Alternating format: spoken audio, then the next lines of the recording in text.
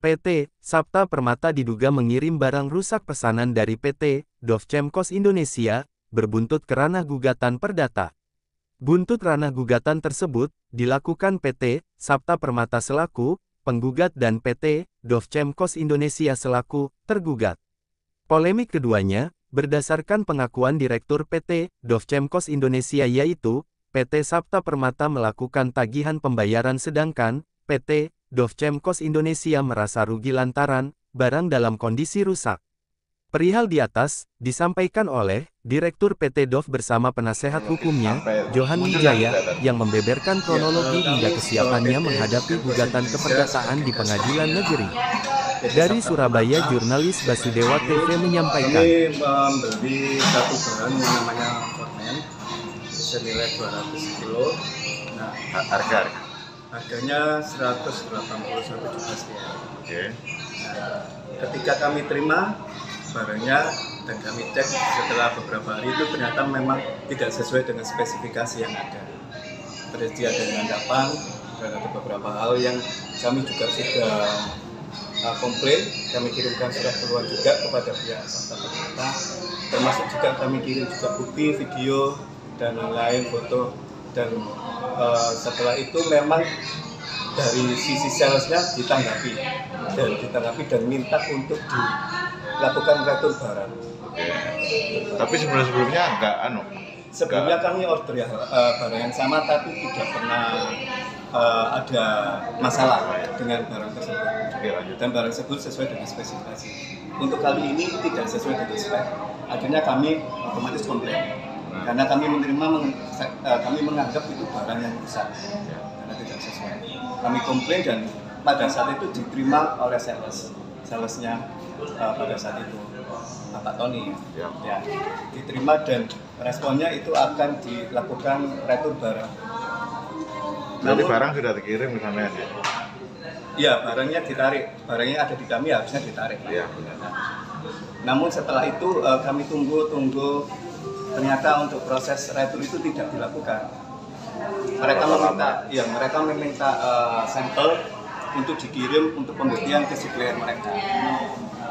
Oke, sampel pertama kami kirim dan ternyata mereka menganggap hasilnya tidak ada endapan. Dan mereka memberikan kesimpulan bahwa barang tersebut itu sudah sesuai. Kemudian saya tanyakan, apakah pada saat itu sampelnya sudah dicek? Ketika terima sampel dari kami, sudah dicek. Ternyata dari pengakuan mereka, sampel itu langsung dikirim ke supplier. Nah, otomatis itu kan sesuatu yang janggal, Pak ya.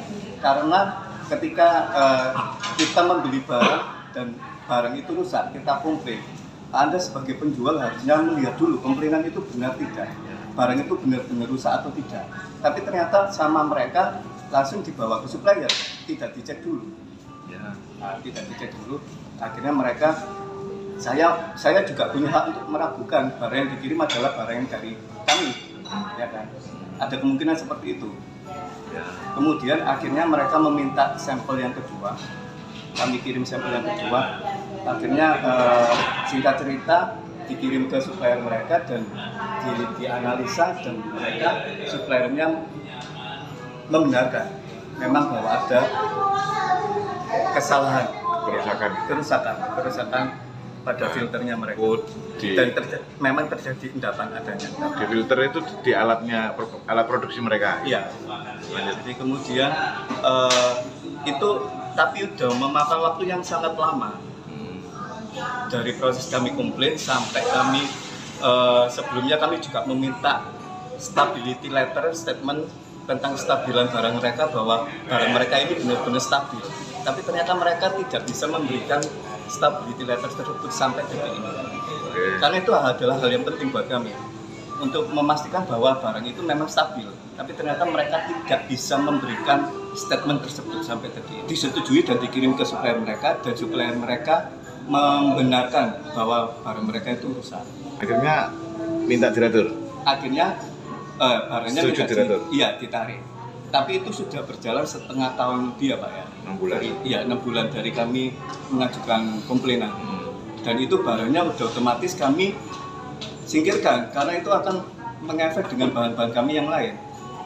kan itu adalah sesuatu yang sangat menghambat waktu ya Pak ya, karena dari sampel pertama sampai sampel kedua ini 3 bulan waktunya. Akhirnya ada mediasi melalui email, kesepakatan, tapi ternyata tidak disepakati, termasuk untuk termin dan potongan harga tidak dikabulkan oleh pihak Sabtanya. Kemudian sebelum gugatan ini muncul, ada yang namanya mediasi kedua Pak. Mereka yang menginginkan meeting online. Setelah email itu ya, mediasi email gagal, mediasi kedua melalui meeting online, dan di situ ada juga semuanya termasuk direkturnya, Bu Adelia.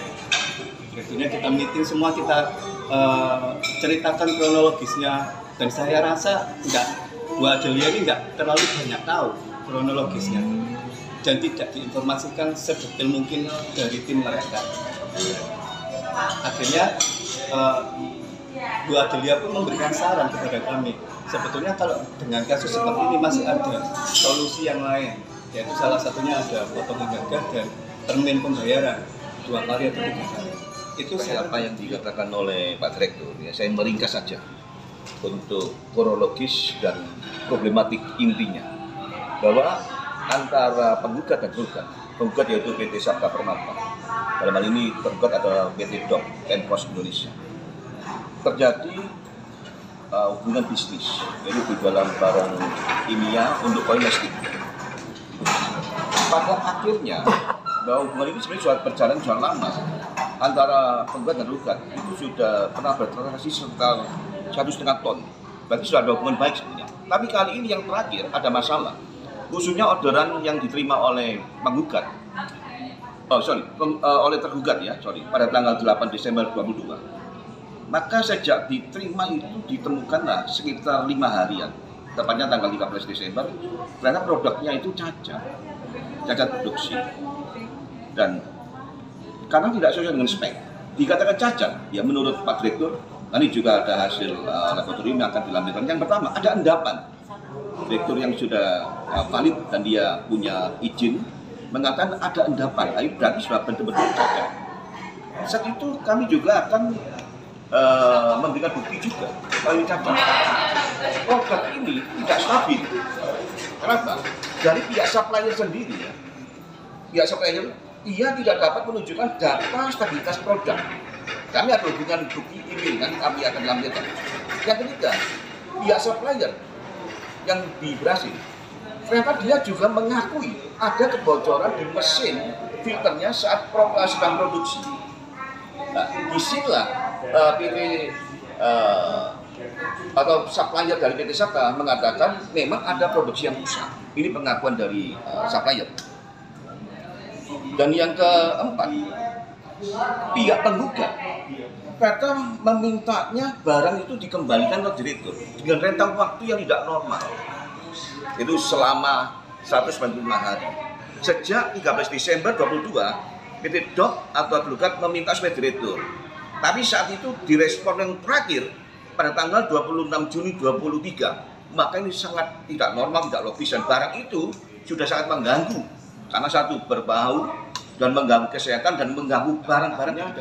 Terjadilah gugat menggugat, khususnya dari PT Sabta menggugat dengan perkara nomor yang didaftarkan, yaitu nomor 71 garis miring PTTGS kan 24 TN Surabaya.